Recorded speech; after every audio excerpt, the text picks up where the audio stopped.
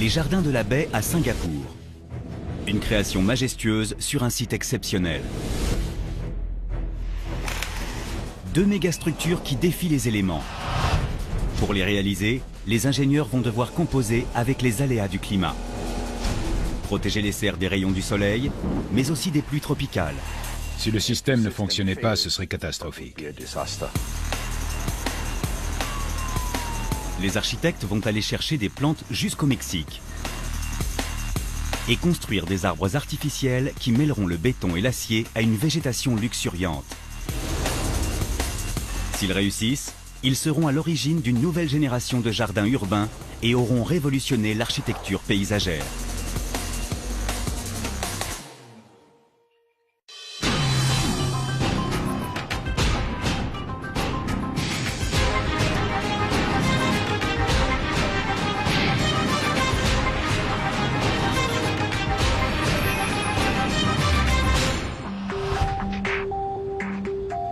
Singapour a une densité de population extrêmement élevée. Plus de 5 millions de personnes vivent sur une île d'à peine 700 km².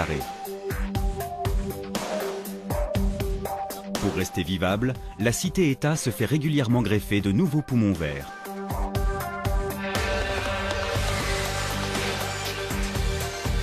La végétation couvre 50% de l'île. Cette fois-ci, Singapour se lance dans l'un des projets les plus ambitieux de son histoire. Les jardins de la baie.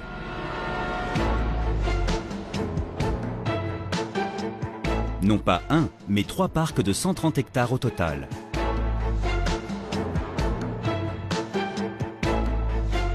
Et tout comme l'Eden Project au Royaume-Uni, ces jardins accueilleront des plantes du monde entier.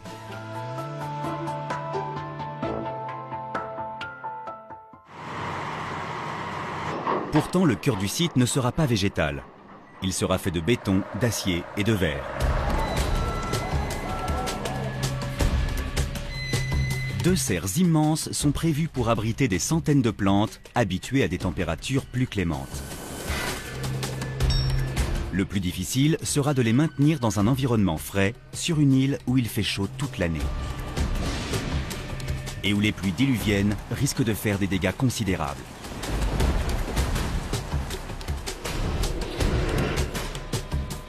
À côté des serres, de spectaculaires jardins verticaux vont se dresser sous la forme d'arbres géants. Une passerelle et un restaurant panoramique viendront agrémenter ces 18 structures censées mesurer jusqu'à 50 mètres. C'est un projet titanesque.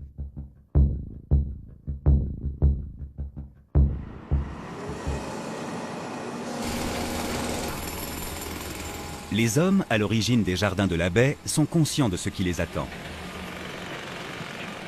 Les enjeux sont élevés.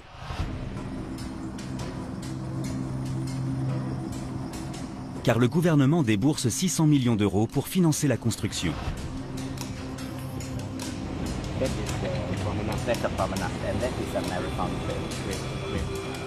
Mabotan, l'ancien ministre du Développement, est la force motrice du projet. Ces jardins sont une des réalisations qui vont nous aider, j'espère, à imposer Singapour comme modèle en matière de durabilité.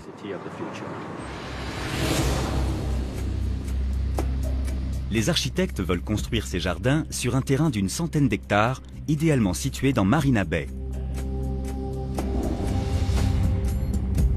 En plus d'un lac artificiel, la baie accueille un parc d'attractions, un barrage ultra sophistiqué et un hôtel de luxe. Les jardins seront le nouveau joyau de la couronne.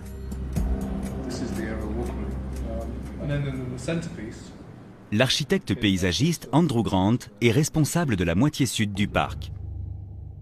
Il est spécialisé dans les environnements futuristes et durables. En 20 ans de carrière, Andrew Grant a dessiné des espaces novateurs au Royaume-Uni pour des clients prestigieux, comme Rolls-Royce ou le gouvernement britannique. Les jardins de la baie sont à ce jour le projet phare de sa carrière. On a beaucoup réfléchi à l'idée centrale qui cimenterait le projet. Et on s'est dit que l'orchidée serait un point de départ intéressant. C'est la fleur nationale et c'est la plus cosmopolite des plantes. Il doit y avoir 25 000 espèces d'orchidées dans le monde. C'est à l'image de Singapour, une ville melting pot où il se passe beaucoup de choses. Ensuite, on a réfléchi à la structure des jardins sous la forme d'une orchidée. Les allées dessineraient les tiges, les jardins seraient les fleurs. Et tout s'est mis en place.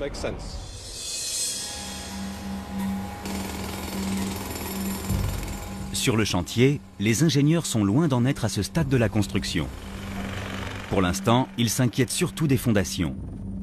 Car là où le sol paraît solide, se trouvent en fait de vrais sables mouvants.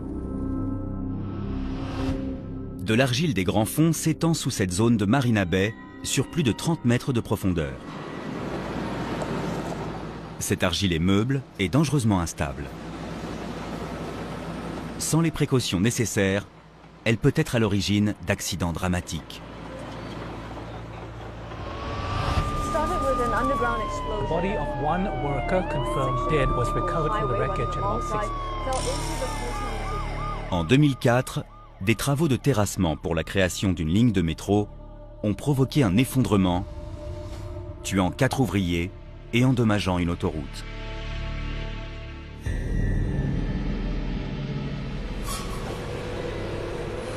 L'argile des grands fonds est surtout présente dans la moitié sud des jardins de la baie. Elle risque de déstabiliser les constructions et d'entraîner des dégâts irréparables.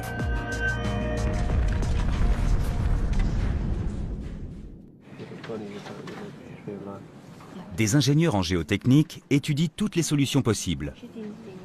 Une seule paraît convenir. Des colonnes en béton coulées sur place. Pour poser ces fondations, il faut commencer par forer au-delà de la couche d'argile pour atteindre une couche plus solide. Ici, il s'agit d'alluvions à 60 mètres de fond. Une colonne préfabriquée en acier est ensuite descendue à la même profondeur.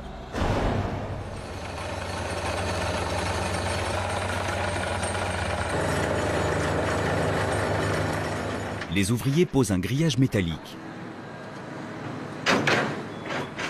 Puis, coulent du béton à très haute résistance.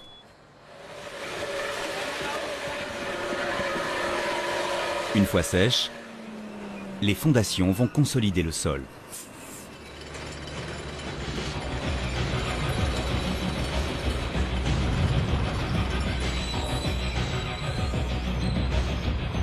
En coulant ainsi plus d'1 millier de colonnes sur place, les ingénieurs parviennent à surmonter le premier obstacle à la construction des jardins.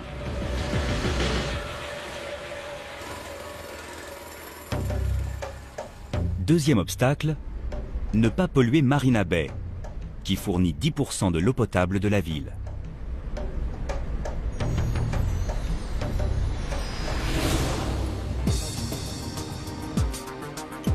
La meilleure option semble d'exploiter la digue qui protège les 200 mètres de côte autour du site. Ce mur en béton empêche la terre et les matériaux de se déverser dans la baie.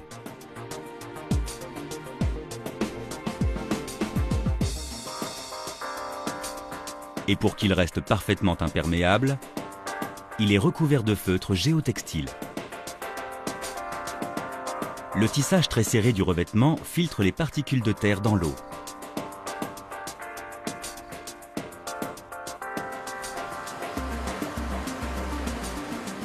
Pour plus de sécurité, des hommes surveillent la digue 24 heures sur 24 pour guetter les éventuelles infiltrations. Rien n'est simple dans le projet des jardins de la baie.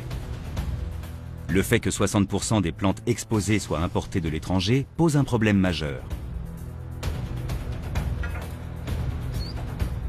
Car beaucoup viennent d'un climat plus sec ou plus frais, d'Australie ou d'Europe par exemple.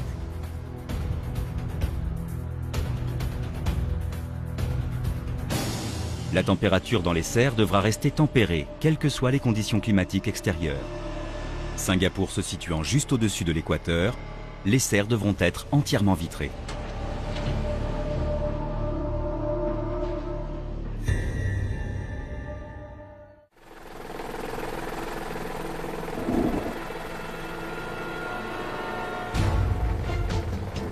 En plus, ces jardins sont situés en bord de mer et seront donc très exposés aux intempéries.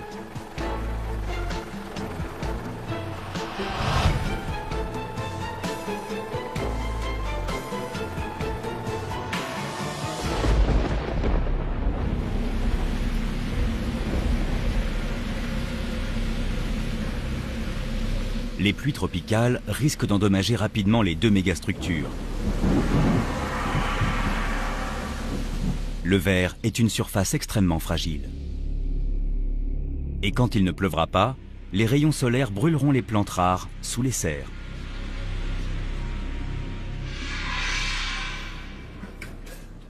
Pour éviter ce scénario catastrophe, des ingénieurs thermiques travaillent sans relâche à l'élaboration d'une solution.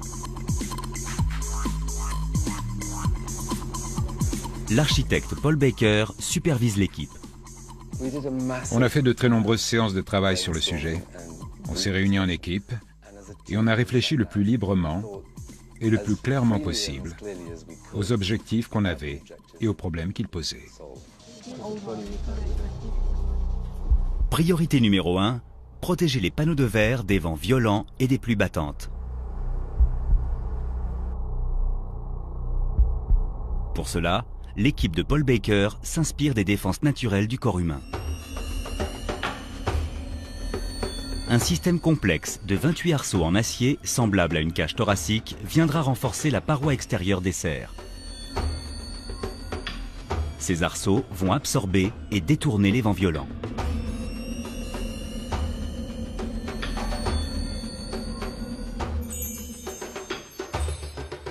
Un grillage supplémentaire posé sous les arceaux consolidera la structure des dômes en maintenant les panneaux de verre entre eux.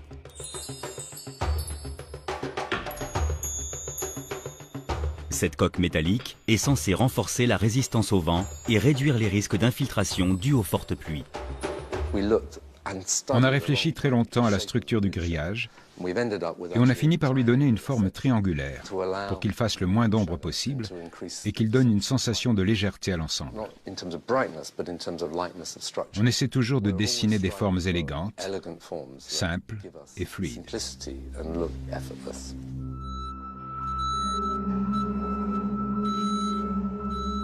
La solution semble parfaite, en théorie.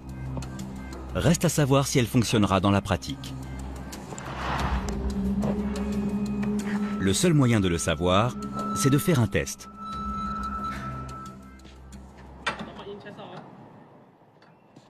Les ingénieurs enferment une maquette dans un grand sas pressurisé pendant 48 heures et la soumettent à des conditions climatiques extrêmes.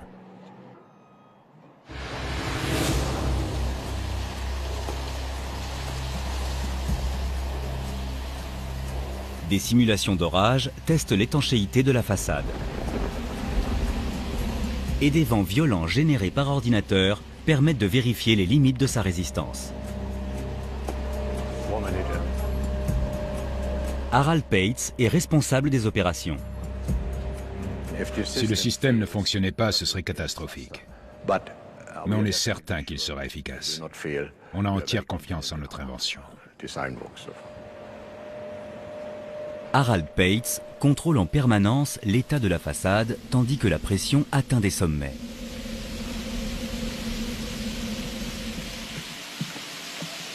Le verre risque de bouger, mais ne doit pas plier sur plus de 20 mm.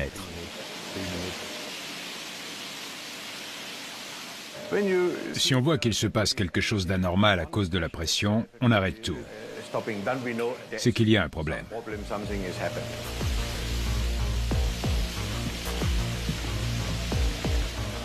On monte à 300, on va attendre 1 minute et relâcher la pression. La tension dans l'air est palpable. En cas d'erreur de calcul, le verre risque d'exploser. On a un bouton d'arrêt d'urgence En cas de souci, on coupe la pression immédiatement et on vérifie l'état de la maquette avant de continuer.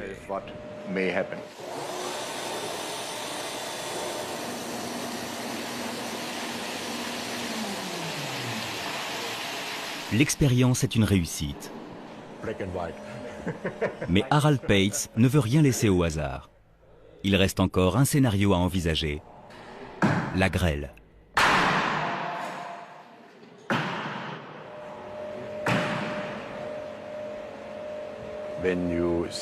Le verre est conçu pour supporter un certain nombre d'impacts. Si on projette une pierre sur la façade, par exemple, il se fissurera peut-être, mais n'éclatera pas. Le secret de la solidité de ce verre se retrouve dans un objet des plus banals. Un pare-brise de voiture. Un pare-brise est en verre feuilleté, un verre de sécurité qui n'explose pas en cas de choc. La maquette passe haut la main le test des grêlons.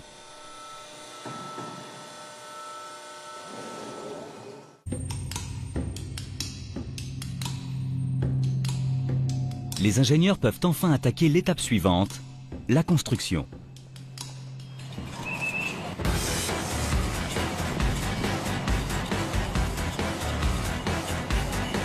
Chaque coque de protection est composée d'environ 200 sections de grillage. Mais ce sont les arceaux métalliques qui posent le plus de problèmes techniques.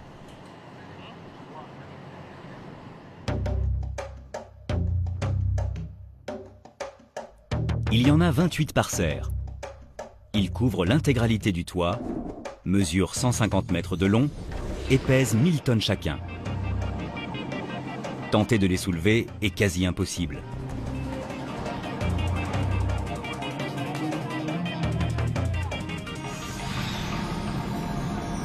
Fabriquer des arceaux de cette taille avec des courbes sur mesure nécessite des machines d'une extrême précision.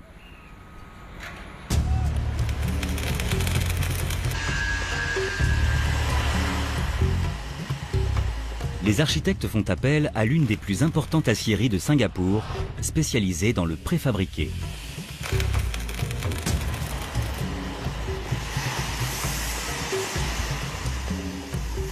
« 4000 pièces métalliques composant les arceaux sont mesurées, découpées et soudées ici.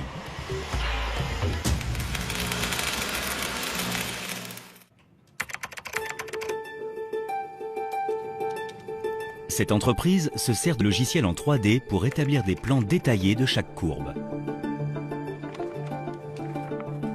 Les schémas sont ensuite remis au soudeur, accompagnés d'une notice de montage. C'est le seul moyen d'assembler les pièces sans faire d'erreur.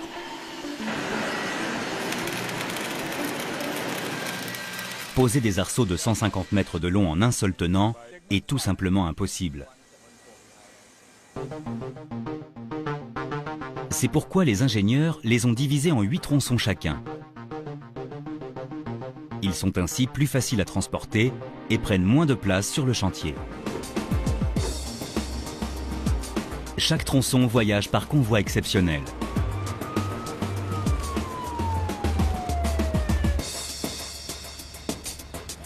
Une fois sur le chantier, il est préparé pour le levage et la pose. Aujourd'hui, les ouvriers doivent fixer la plus grosse pièce. Un tronçon de 22 mètres qui pèse 20 tonnes.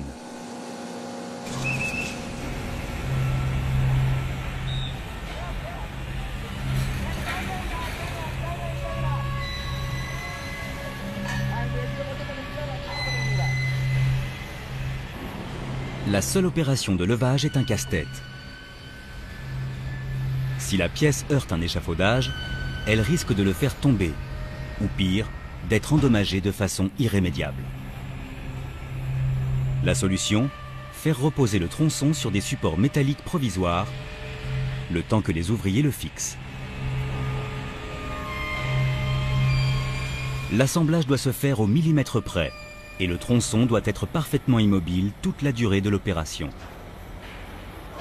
C'est un peu comme coller une maquette, mais à bien plus grande échelle.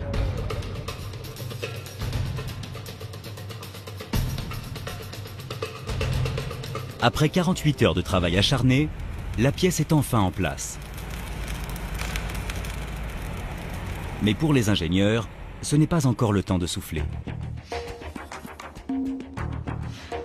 Pour terminer l'assemblage des arceaux rapidement et sans risque, il faudrait monter beaucoup plus d'échafaudage que sur un chantier ordinaire.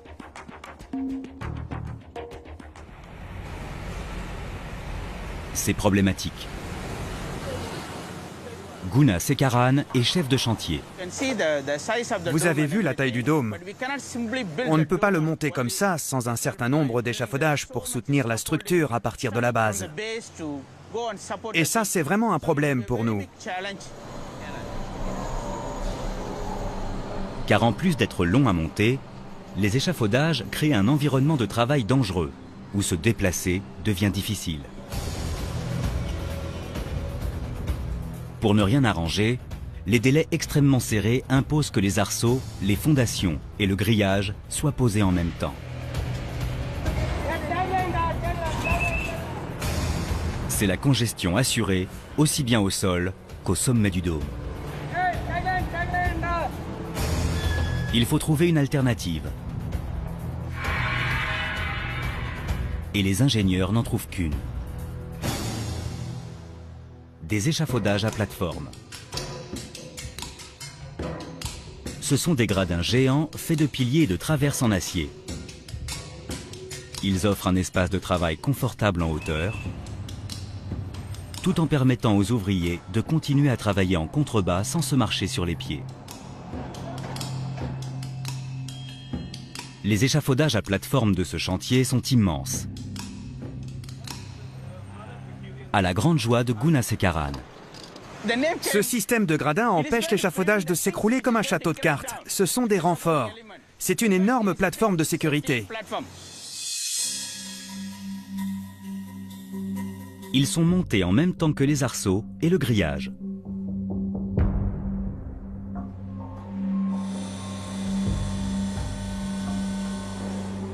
Les ouvriers se servent de grues capables de lever 300 tonnes pour positionner les traverses et les piliers.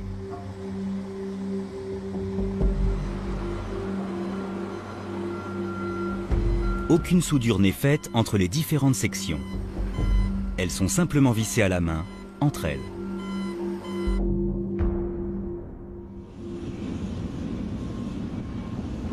Installer des plateformes à une telle altitude est risqué et les consignes sont très strictes.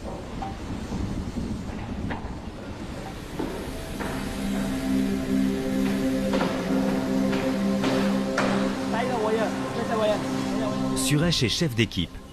Il est responsable de la sécurité. Quand je travaille ici, je mets un harnais. Je l'accroche à ce câble.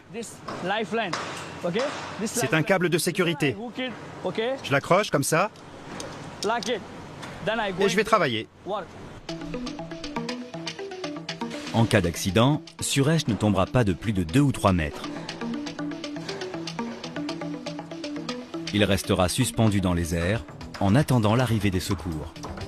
C'est un travail très dangereux, mais si je respecte bien les consignes de sécurité, il n'y aura aucun problème. J'ai 46 ouvriers dans mon équipe. Pour l'instant, on n'a eu aucun accident, mais plus on a de travail, plus on est nerveux. Quand ce sera fini, je serai content.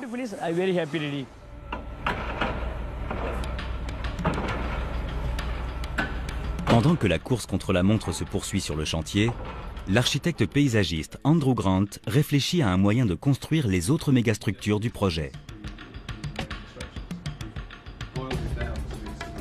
18 arbres géants. Ils mesureront jusqu'à 50 mètres de haut et seront aussi vivants que de vrais arbres.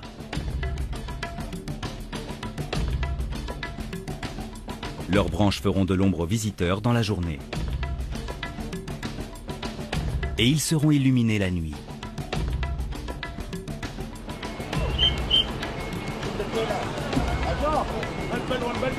Mais concrétiser un tel projet est plus facile à dire qu'à faire.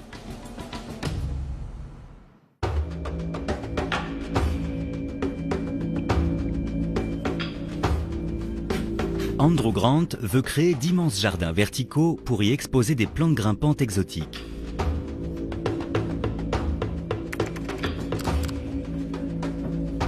Comme une forêt tropicale en plein cœur de Singapour.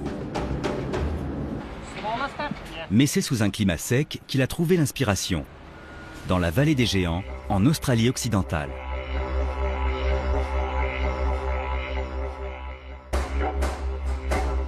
Située dans le parc national de Walpole-Nornalup, la vallée des géants abrite les plus grands eucalyptus au monde. Certains parmi eux ont plus de 400 ans. On traverse d'abord une forêt ordinaire où les eucalyptus font 15 ou 20 mètres de haut. Puis on arrive au cœur d'une forêt incroyable où les arbres font 60-70 mètres. On peut monter au niveau de la cime des arbres car il y a une passerelle à 40 mètres de haut. C'est vraiment une expérience spectaculaire. J'ai voulu reproduire la même chose avec ce projet. L'architecte veut construire les mêmes géants dans la baie de Singapour. Comme les eucalyptus, ces arbres artificiels seront reliés par une passerelle. Ils accueilleront même un restaurant panoramique. Mais là où la nature a eu des millions d'années pour perfectionner sa création, les ingénieurs n'ont que 3 ans.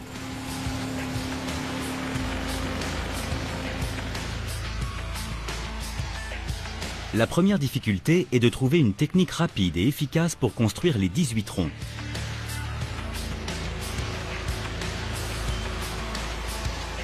Le béton est incontestablement le matériau le plus robuste. Mais le couler sur place signifie être dépendant des conditions climatiques. La solution se trouve à 2 pas des futurs jardins.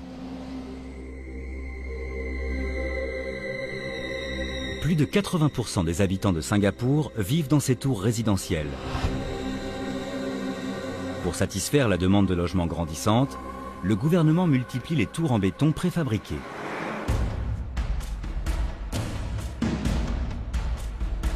Les blocs de béton sont coulés et séchés en usine, ce qui permet de pallier les aléas du climat et d'augmenter la productivité. Ils sont ensuite transportés et assemblés sur le chantier. Les ingénieurs des jardins veulent faire la même chose pour monter les arbres rapidement. Edwin So dirige ces opérations. Je travaille dans le préfabriqué depuis plus de 20 ans. C'est fascinant de voir ce qu'on est capable de faire aujourd'hui. Le plus important pour stabiliser ces arbres, ce sont les fondations. Elles vont porter la structure verticale, c'est-à-dire le tronc qui sera fait de plusieurs sections empilées les unes sur les autres.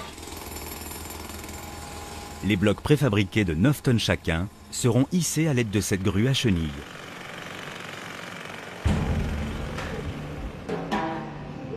Il en faudra 28 pour monter un tronc de 42 mètres de haut.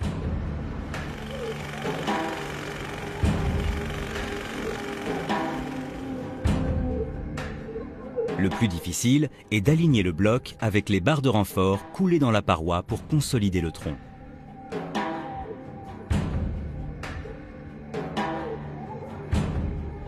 On n'a pas du tout de marge de manœuvre. Il faut les aligner avec précision. Si on ne le fait pas correctement, on risque de fissurer le bloc. Et si le bloc est fissuré, on ne peut pas l'utiliser car il risque de fragiliser l'ensemble de la structure.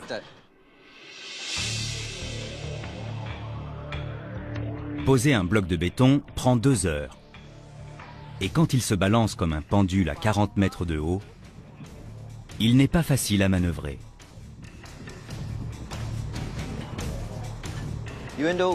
Même si on l'a déjà fait plusieurs fois, dès que je vois le bloc monter, je suis nerveux.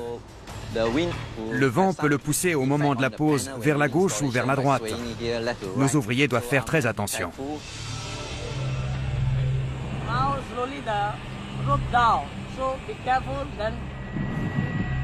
C'est le moment d'aligner le bloc et les barres.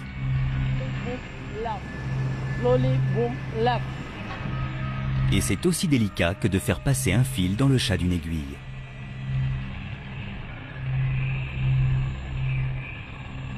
Au bout d'1 heure de manœuvre, le bloc est enfin en place.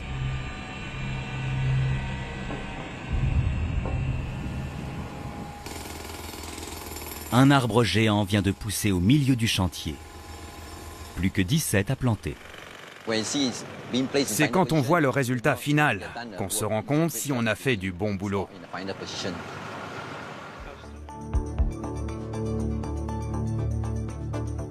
La fabrication de toutes pièces d'arbres en béton et en acier fait des jardins de la baie un projet unique.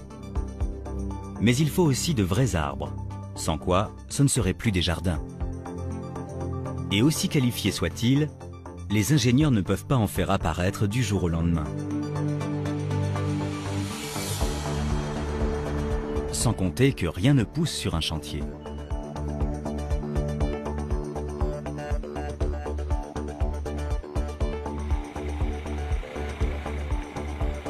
La solution, acheter plusieurs millions d'euros de fleurs, de plantes et d'arbres, non seulement en Asie, mais dans le monde entier. C'est une idée de génie, mais un enfer logistique. Les plantes arrivent par bateau ou par camion et sont entreposées par milliers dans des pépinières à côté du chantier. Elles ont ainsi le temps de s'acclimater avant d'être plantées de façon permanente.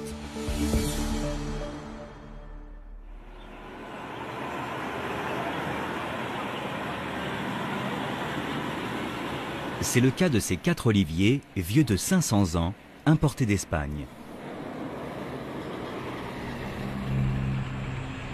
La nuit, les routes sont désertes, ce qui permet de transporter des chargements très volumineux. Même si parfois, c'est encore un peu juste.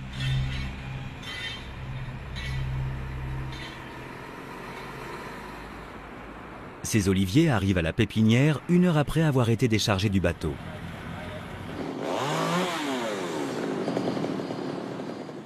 Les jardins ne seront pas composés exclusivement d'arbres exotiques.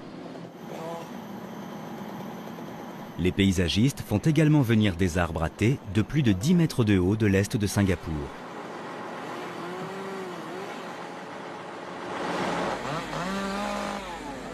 Bungi travaille pour les parcs nationaux et supervise leur transfert. On essaie de déplacer ces arbres et de les sauver. Sinon, ils risquent d'être abattus pour construire des immeubles. C'est une espèce particulièrement grande. Ils sont là depuis presque 20 ans et on va les replanter dans la baie. Ils ont beaucoup de valeur pour nous.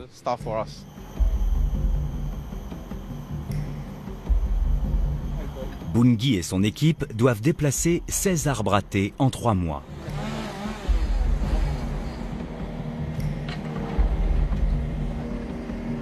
Première étape du processus, creuser une énorme tranchée autour des racines pour les déterrer.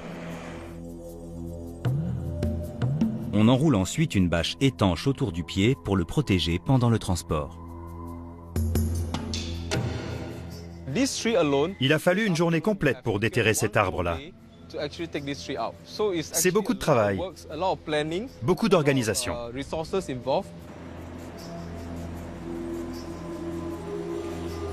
Au moment de replanter l'arbre, on pose un grillage et une bâche autour du pied et on le recouvre de terreau.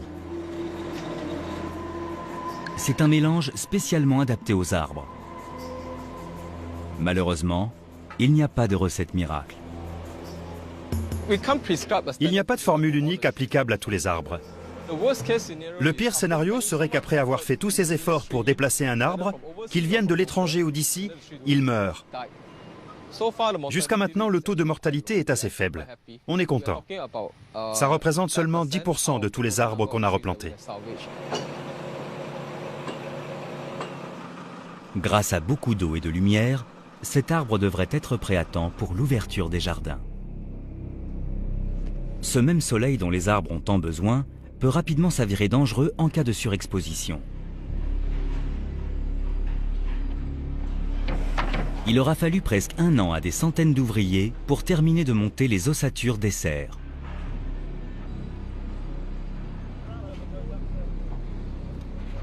Un miracle compte tenu de leurs dimensions.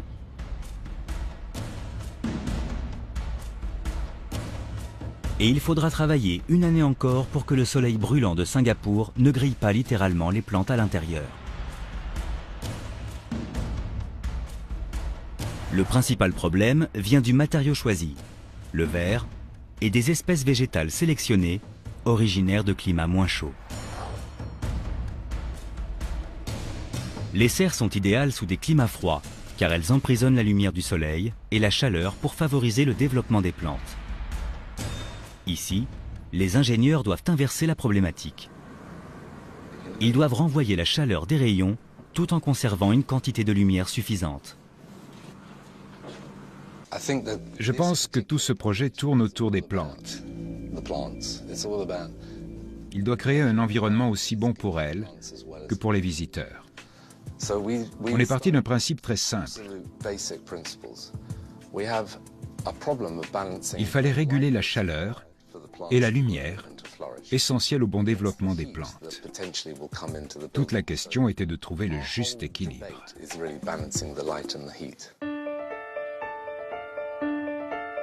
Paul Baker et son équipe envisagent toutes les possibilités et construisent un ensemble de prototypes. Ils doivent trouver un moyen de réduire et maintenir la température intérieure à 16 degrés, tout en emprisonnant 45 000 unités de lumière ou lux.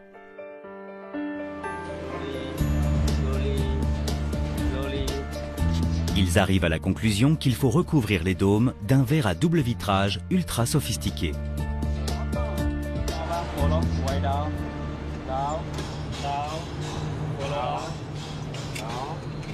Il faut environ 3000 panneaux de verre de plus de 350 kg chacun pour tapisser une seule serre.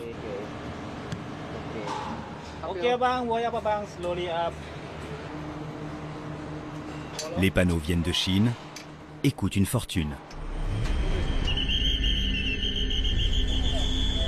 En casser un serait catastrophique.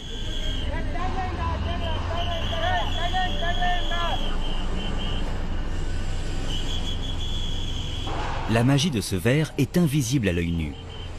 Elle réside dans sa composition et son revêtement. L'un de ses principaux composants est l'oxyde de métal. Les ingénieurs ont découvert qu'en réduisant la quantité d'oxyde à quelques microns, ils laissaient filtrer la quantité de lumière nécessaire. Ils ont ensuite recouvert la surface d'un revêtement à faible pouvoir émissif.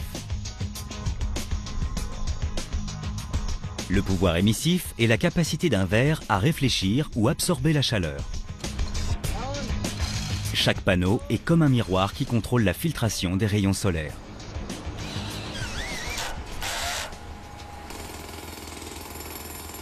Mais ce système ne suffira pas à maîtriser les éléments.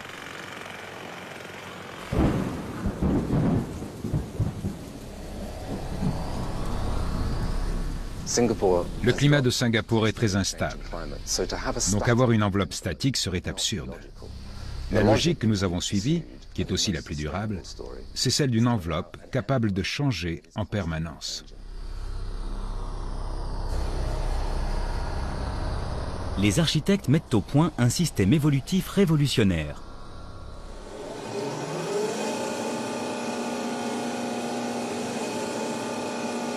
Des stores commandés par ordinateur.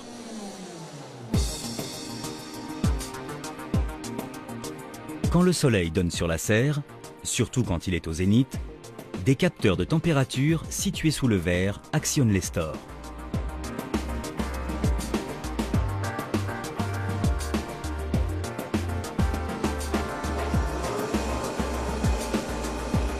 Les jours pluvieux ou nuageux, les stores se rétractent automatiquement. Ainsi, la température à l'intérieur de la serre reste constante. Mais protéger les plantes des rayons solaires n'est que la première étape du processus. Il faut également trouver un moyen de rafraîchir la température ambiante sous le dôme. Des climatiseurs gigantesques seront nécessaires pour la maintenir à 16 degrés. Mais le gouvernement de Singapour rejette les technologies classiques beaucoup trop voraces en énergie. Il veut imposer un nouveau modèle de durabilité. Dès le départ, on a demandé aux ingénieurs que la consommation en énergie des jardins ne dépasse pas celle d'un immeuble commercial normal.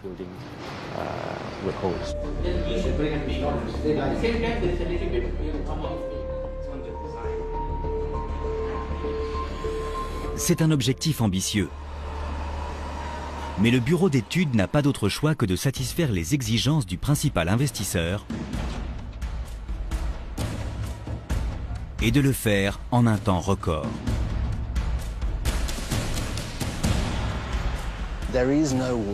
Il n'y a rien de simple. C'est incroyablement complexe. On a déjà construit des serres ailleurs, mais le faire ici de manière durable, c'est vraiment difficile.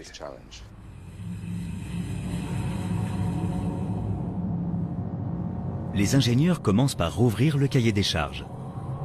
À Singapour, il fait souvent plus de 30 degrés. Le système d'air conditionné dans les serres doit faire descendre la température à 16 degrés. Mais sans pour autant consommer plus d'énergie qu'un bâtiment commercial ordinaire.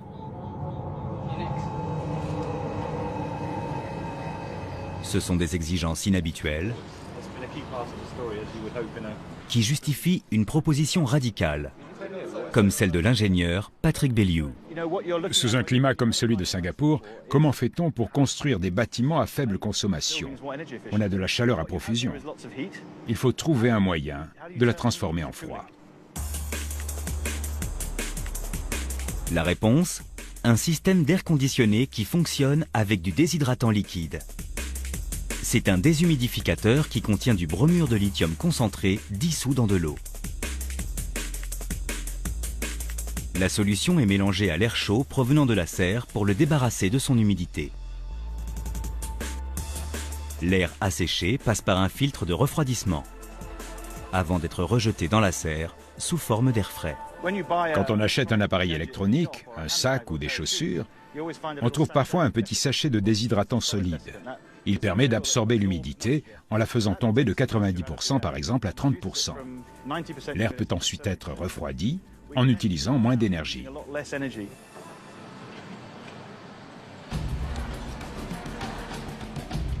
Le problème est donc résolu. Mais les ingénieurs veulent aller plus loin et rendre les futurs jardins encore plus écologiques. Et ils découvrent que la solution est juste sous leur nez. Les arbres. L'Office des parcs nationaux en gère 3 millions. Et des milliers de tonnes de branches sont taillées tous les mois.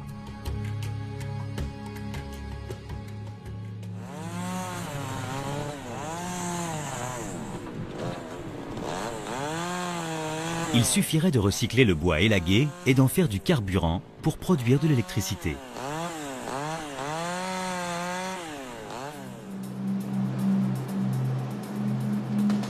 Voici un générateur de biomasse. Une version plus petite va être construite dans les jardins de la baie. Les milliers de tonnes de branches taillées tous les mois sont broyées. Les copeaux ainsi obtenus sont ensuite transformés en carburant qui vient alimenter les énormes chaudières génératrices de vapeur.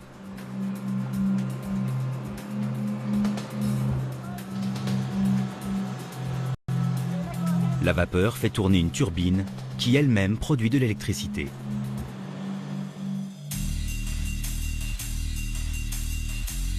Même la déperdition de chaleur de la turbine est recyclée. Le générateur la redirige vers un échangeur thermique qui produit encore plus de vapeur et par conséquent plus d'électricité. C'est ce qu'on appelle un système de cogénération. On a élaboré une stratégie énergétique basée sur le recyclage des déchets. Les dépenses énergétiques du site, l'air conditionné et l'eau chaude, proviennent entièrement de la combustion de copeaux de bois. Le système de cogénération crée d'autres types de déchets qui sont également recyclables.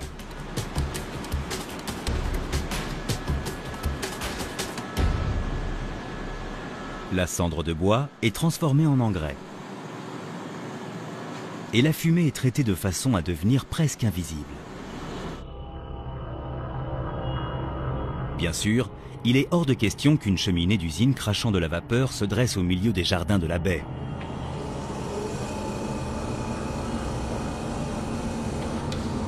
à moins de la dissimuler dans un arbre géant.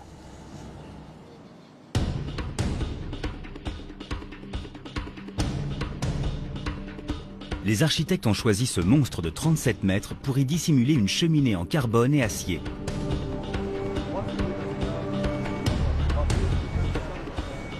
La stratégie paraît simple. Mais il va falloir 35 hommes et 3 grues pour la mettre à exécution. Il faut hisser un cylindre de 18 tonnes parfaitement à la verticale à 80 mètres de haut, puis l'introduire lentement dans le tronc d'arbre géant. Lo Kian-beng dirige ce projet. L'insertion de la cheminée dans l'arbre géant est sûrement l'une des manœuvres les plus compliquées depuis le début du chantier. Mais ce ne sera pas la plus longue. Si tout va bien, l'opération devrait être terminée en 2 heures.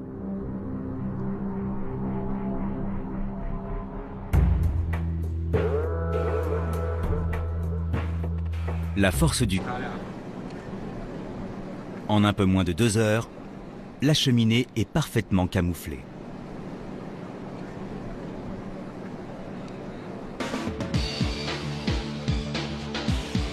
Cette fois, le plus dur est fait, et les ouvriers s'attellent aux finitions des arbres géants. Les plantes, entreposées dans des pépinières depuis des mois, sont enfin greffées au tronc.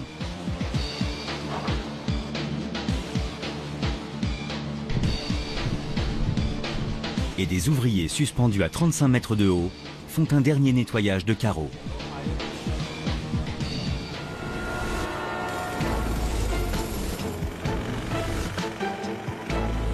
Les créateurs de ces jardins extraordinaires ont défié les lois de l'architecture. Ils ont élaboré de nouvelles technologies durables, dompté un sol instable,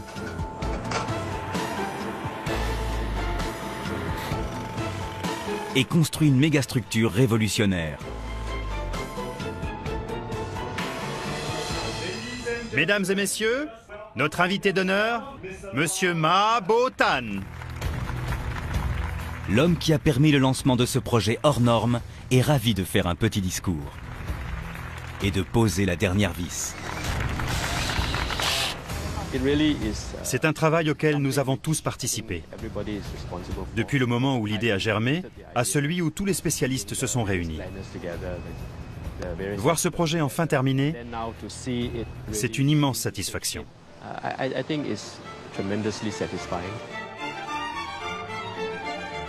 Les architectes aussi ont du mal à y croire. C'est formidable pour moi de venir voir le résultat, d'être passé des maquettes en 3D que je faisais sur mon ordinateur à ça.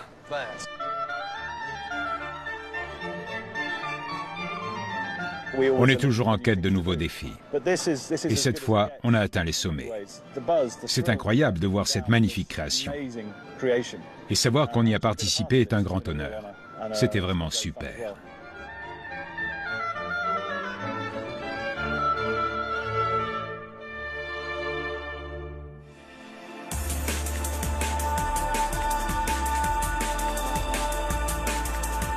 Les jardins de la baie de Singapour sont bien à la croisée des prouesses technologiques du XXIe siècle et de l'architecture paysagère de demain.